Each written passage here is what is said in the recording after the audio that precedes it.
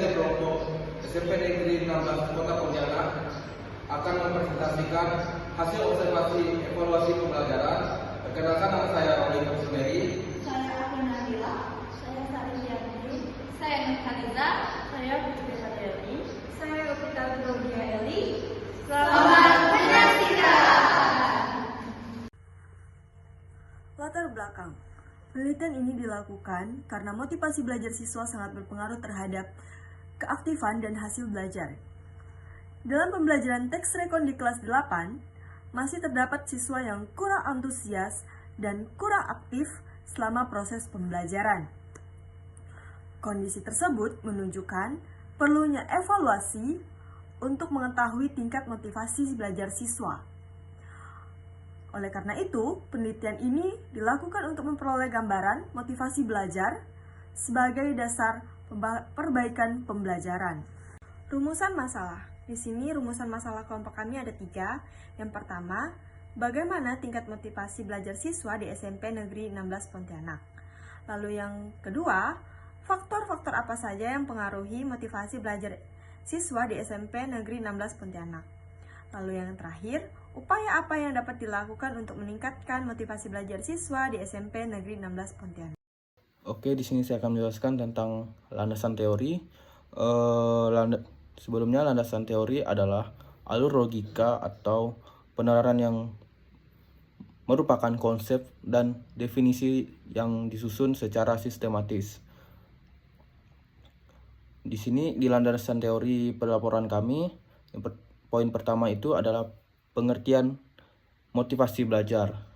Nah, secara umum, motivasi belajar merupakan faktor psikologis yang sangat penting dalam proses pembelajaran karena berperan sebagai pendorong munculnya aktivitas belajar pada diri peserta didik. Dalam pendidikan, motivasi belajar menjadi faktor penting yang mempengaruhi keterlibatan siswa dalam pembelajaran dan pencapaian tujuan belajar. Kami di sini mengambil teori menurut Sadirman 2018 yang dia mengatakan motivasi adalah keseluruhan kekuatan pendorong dalam diri seseorang yang memicu munculnya aktivitas, memastikan kelangsungan aktivitas tersebut, serta memberikan arah agar tujuan yang diinginkan tercapai. Pendapat ini didukung oleh UNO 2016 yang menyatakan bahwa motivasi terdiri dari dorongan internal dan eksternal yang memotivasi individu untuk bertindak demi mencapai tujuan tertentu. Oke, di poin B ada rubrik penilaian teks rekon. Penilaian pemahaman materi teks rekon dalam pembelajaran bahasa Indonesia didasarkan pada pendekatan asesmen autentik. Pendekatan ini menilai kemampuan siswa secara holistik melalui tugas-tugas yang bermakna dan relevan. Rubrik penilaian berfungsi sebagai alat yang menilai tingkat pemahaman siswa berdasarkan kriteria yang jelas dan terukur. Di sini kami mengambil 2 pendapat ahli atau teori ahli. Pertama itu Brockhart 2018 yang mengemukakan bahwa rubrik analitik membantu guru melakukan penilaian yang adil dan konsisten, mengingat setiap aspek yang dinilai rinci dengan baik.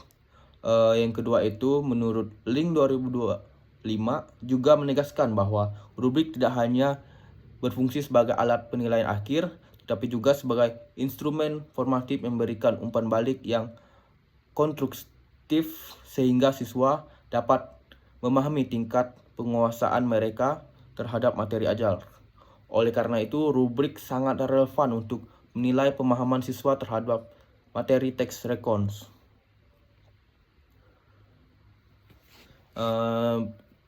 Berikutnya saya akan menjelaskan peran saya di kelompok, yaitu saya pada saat observasi saya membantu teman-teman untuk menyebarkan lembar-lembar angket dan juga sedikit membantu teman-teman dalam menyusun data, tabel data dan juga analisis data, dan juga sedikit membantu teman-teman dalam menyusun laporan akhir evaluasi pembelajaran. Baik, di sini saya akan menjelaskan hasil dan pembahasan pada data sikap motivasi belajar siswa pada SMP Negeri 16 Kota Pontianak. Sebelum saya membahas pada data sikap motivasi belajar siswa ini, saya ingin menjelaskan apa saja kerja saya pada proyek evaluasi pembelajaran ini. Yang pertama yaitu saya menghubungi pihak sekolah, yang kedua saya mengatakan surat kepada pihak sekolah, yang ketiga yaitu saya pas kegiatan saya sebagai dokumentasi serta memberikan ice breaking pada siswa. Yang keempat itu saya menghitung hasil data sikap motivasi di Excel. Yang kelima itu saya membuat diagram. Yang keenam saya membuat distribusi frekuensi. Terus saya membuat hasil kuesioner dan membuat laporan mencari teori dan pembahasan di laporan. Dan saya juga mengedit video serta PPT. Baik, selanjutnya di sini saya akan membahas tentang data sikap motivasi belajar siswa pada SMP Negeri 16 Kota Pontianak. Adapun motivasi belajar ini merupakan faktor psikologis yang sangat penting dalam proses pembelajaran, karena berfungsi sebagai pendorong munculnya aktivitas belajar siswa. Siswa yang memiliki motivasi belajar yang sangat tinggi cenderung lebih aktif, tekun, dan memiliki keinginan yang kuat untuk memahami materi pembelajaran, khususnya pada pembelajaran teks rekon. Adapun hasil kuesioner motivasi belajar siswa pada kelas 9 SMP Negeri 16 Kota Pontianak ini menunjukkan bahwa rata-rata motivasi belajar siswa berada pada skor 72. Nilai tertinggi yang diperoleh siswa adalah 80 dan nilai terendah adalah 59. Dengan median sebesar 71,5, simpangan baku sebesar 4,7. Menunjukkan bahwa tingkat motivasi belajar siswa relatif merata. Secara umum, data ini menunjukkan bahwa motivasi belajar siswa berada pada kategori cukup hingga baik dalam pembelajaran teks rekon. Baik, selanjutnya yaitu frekuensi motivasi belajar siswa pada SMP Negeri 16 Kota Pontianak. Dapat dilihat bahwa distribusi motivasi belajar ini yaitu berdominasi oleh kategori sedang.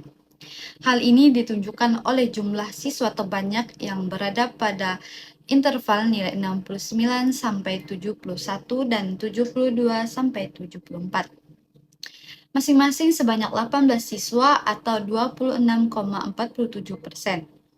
Kondisi ini menunjukkan bahwa sebagian dasar siswa ini memiliki motivasi belajar yang cukup stabil dalam pembelajaran teks rekon. Selanjutnya pada interval 66 hingga 68 terdapat 6 siswa atau 17,65% yang masih termasuk dalam kategori sedang.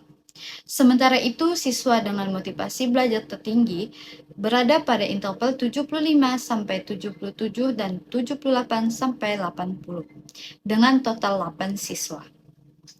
Hal ini menunjukkan bahwa sebagian siswa telah memiliki motivasi belajar yang sangat baik. Adapun siswa dengan motivasi belajar rendah sedikit, yaitu hanya 2 siswa pada interval 56 sampai 62. Serta tidak terdapat siswa pada interval 63 sampai 65. Secara keseluruhan, distribusi ini menunjukkan bahwa motivasi belajar siswa cenderung berada pada kategori sedang. Dengan sebagian kecil siswa memiliki motivasi tinggi dan hanya sedikit yang berada pada kategori rendah. Baik, selanjutnya yaitu kategori motivasi belajar siswa pada kelas 9 SMP Negeri 16 Kota Pontianak. Adapun tabel di samping yaitu kriteria pencapaian, keterangan, jumlah siswa, dan persentase. Dapat dilihat bahwa sebagian besar siswa memperoleh skor motivasi pada rentang 70 hingga 79%. yaitu sebanyak 21 siswa atau 61,76%, yang termasuk dalam kategori sedang. Hal ini menunjukkan bahwa mayoritas siswa memiliki motivasi belajar yang cukup baik dalam pembelajaran teks rekon. Selanjutnya, sebanyak 10 siswa atau 29,41% berada pada kategori cukup dengan rentang skor 60 hingga 69%. Kondisi ini menunjukkan bahwa masih terdapat sejumlah siswa yang memiliki motivasi belajar yang perlu ditingkatkan agar dapat mencapai kategori yang lebih tinggi. Sementara itu, siswa dengan motivasi belajar tinggi relatif sedikit, yaitu hanya 2 siswa atau 6% yang berada pada rentang skor 80 hingga 89%. Adapun siswa dengan motivasi belajar rendah hanya berjumlah 1 siswa atau 3% pada rentang skor 50 hingga 59%. Tidak terdapat siswa yang termasuk dalam kategori sangat tinggi maupun sangat rendah. Secara keseluruhan, data motivasi belajar siswa ini kemudian sertifikasikan berdasarkan skala penilaian yang berlaku di sekolah dan menunjukkan bahwa motivasi belajar siswa dalam pembelajaran teks rekonstruksi ini didominasi oleh kategori sedang. Selanjutnya yaitu persentase motivasi belajar siswa pada kelas 9 SMP Negeri 16 Kota Pontianak. Adapun diagram di samping yaitu dapat disimpulkan bahwa motivasi belajar siswa kelas 9 didominasi oleh kategori sedang dengan jumlah siswa terbanyak berada pada rentang persentase 70% sampai 79%. Hal ini menunjukkan bahwa sebagian besar siswa telah memiliki motivasi belajar yang cukup stabil dalam mengikuti pembelajaran. Selanjutnya, sebagian siswa berada pada kategori cukup yang mengindikasikan bahwa masih terdapat siswa yang membutuhkan peningkatan motivasi agar lebih aktif dan optimal dalam proses pembelajaran. Sementara itu, jumlah siswa yang berada pada kategori motivasi tinggi maupun rendah relatif sedikit. Secara keseluruhan, temuan ini menunjukkan bahwa motivasi belajar siswa berada pada tingkat yang cukup baik. Namun demikian diperlukan upaya lanjutan untuk meningkatkan motivasi belajar siswa, terutama agar lebih banyak siswa mencapai kategori motivasi tinggi. Selain itu, perhatian khusus juga perlu diberikan kepada siswa dengan motivasi rendah agar mereka memperoleh dorongan belajar yang lebih optimal sehingga seluruh siswa dapat mengikuti pembelajaran secara maksimal. Baik, selanjutnya yaitu dijelaskan oleh rekan saya. Selanjutnya yaitu tentang observasi guru dan siswa. Observasi guru dan siswa dilakukan untuk mengetahui secara langsung proses pembelajaran teks rekon. Observasi ini mencakup aktivitas guru serta sikap dan keaktifan siswa selama pelajaran berlangsung. Hal ini sejalan dengan pendapat UNU dan KONI 2018 yang menyatakan bahwa observasi digunakan untuk memperoleh data nyata mengenai aktivitas dan perilaku peserta didik dalam proses pelajaran. Oleh karena itu, observasi digunakan sebagai data pendukung hasil angket motivasi belajar siswa. Selanjutnya, hasil observasi aktivitas siswa. Hasil observasi menunjukkan bahwa siswa mampu memahami pengertian dan struktur teks rekon. Siswa juga dapat menyusun teks rekon secara runtun sesuai urutan peristiwa dan menggunakan unsur kebahasaan dengan cukup baik. Selain itu, siswa terlihat menyimak materi dengan fokus serta menunjukkan sikap yang cukup, aktif dan antusias selama proses pembelajaran berlangsung. Hasil observasi aktivitas guru. Berdasarkan hasil observasi, guru telah melaksanakan pembelajaran dengan baik. Guru menyiapkan kelas sebelum pembelajaran dimulai, menyampaikan tujuan pembelajaran dengan jelas, serta menjelaskan materi teks rekon secara sistematis. Guru juga memberikan contoh, membimbing siswa dalam pembelajaran, memberi kesempatan bertanya, berdiskusi, serta memberikan umpan balik terhadap hasil kerja siswa. Tugas-tugas yang sudah saya lakukan ialah yang pertama yaitu mengantar surat kepada pihak sekolah, setelah itu membuat angket observasi guru dan siswa, setelah itu mengikuti observasi secara langsung ke sekolah, dan yang terakhir yaitu membuat laporan. Selanjutnya saya akan menjelaskan tentang deskripsi hasil latihan soal pilihan ganda pada siswa-siswi di SMP 16 Kota Pontianak. Namun sebelum saya menjelaskan tentang hasil dari pilihan ganda tersebut, saya akan menjelaskan tugas saya dalam proyek ini.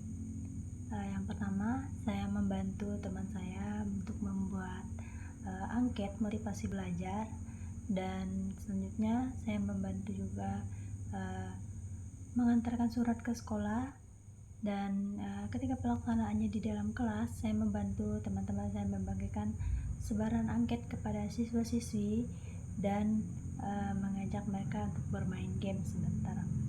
Dan pada proyek ini, dalam penyusunan hasil penelitian ini, saya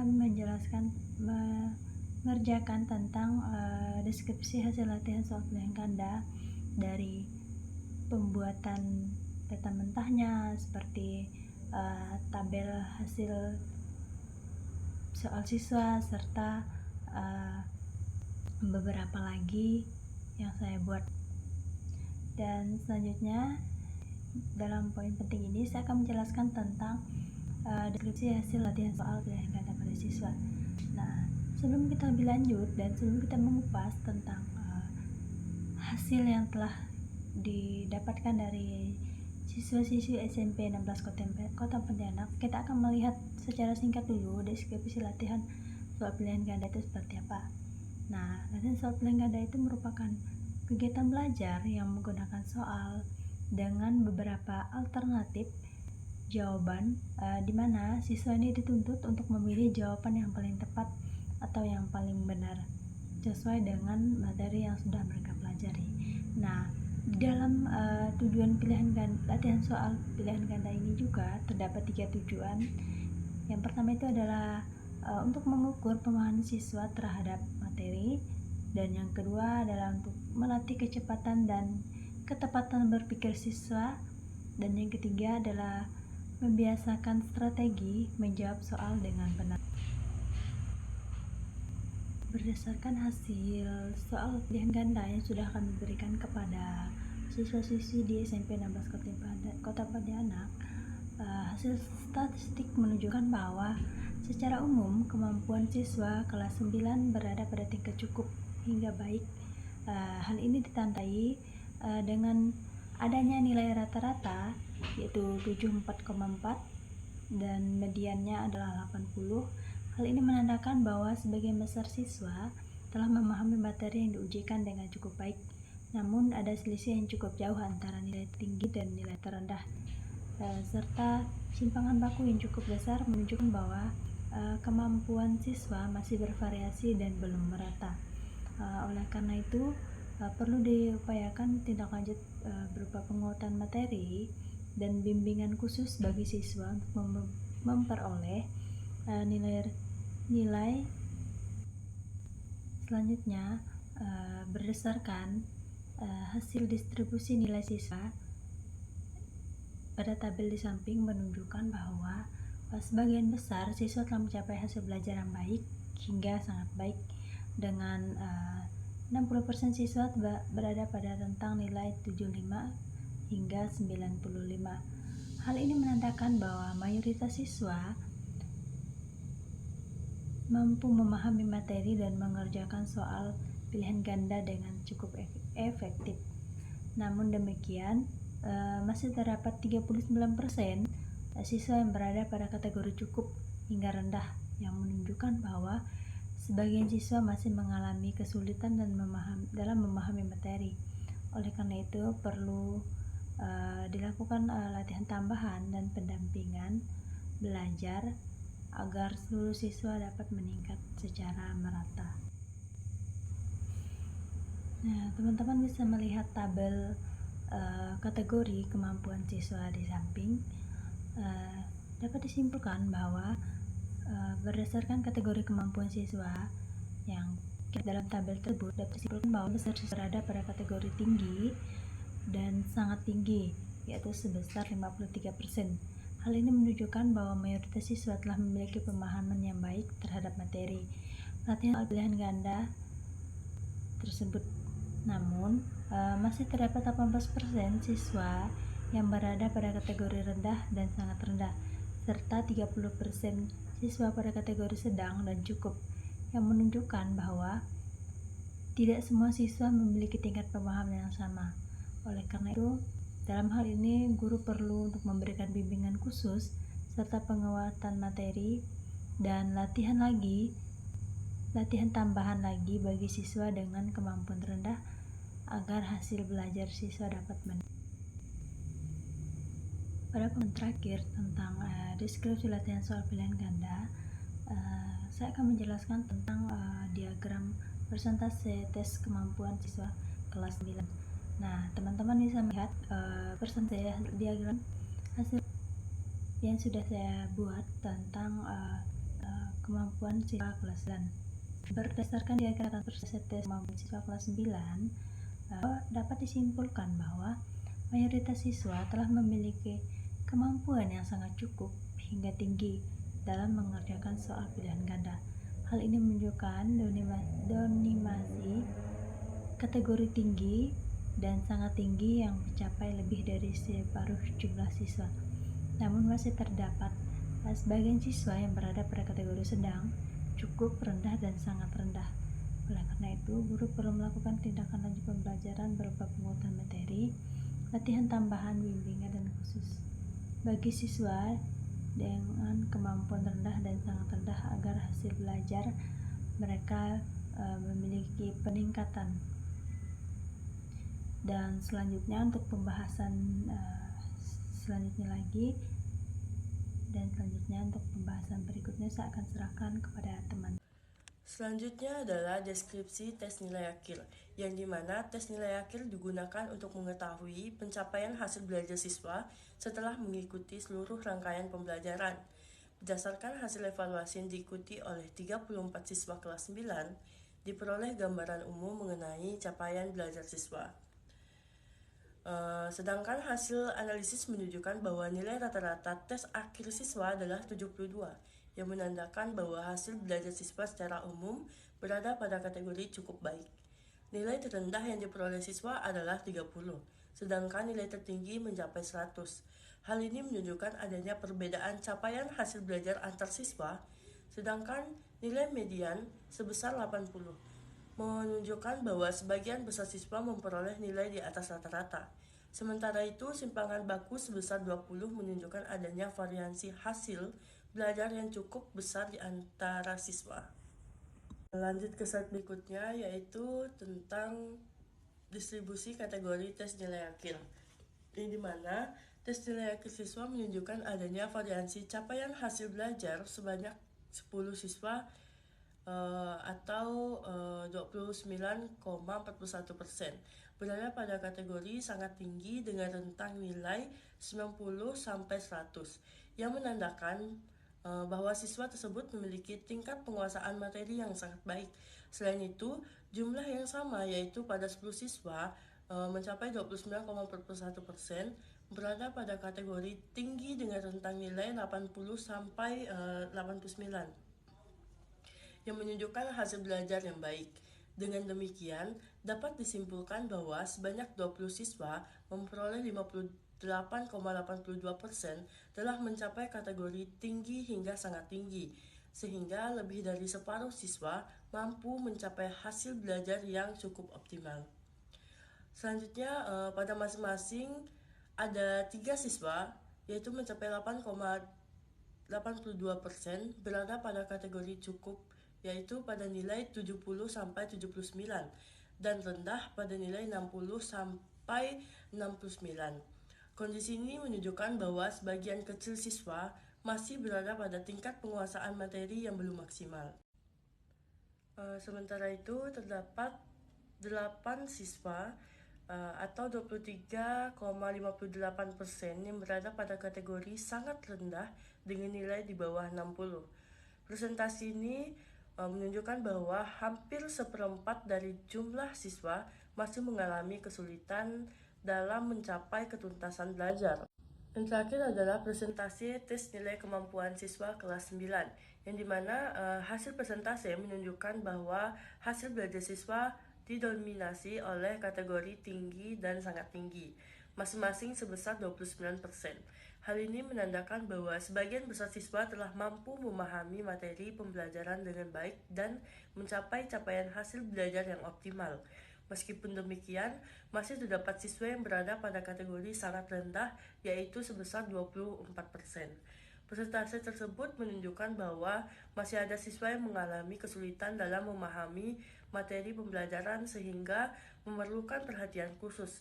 Oleh karena itu, perlu dilakukan upaya peningkatan pembelajaran, terutama melalui strategi pembelajaran yang lebih efektif dan pendampingan yang berkelanjutan bagi siswa dengan kemampuan rendah.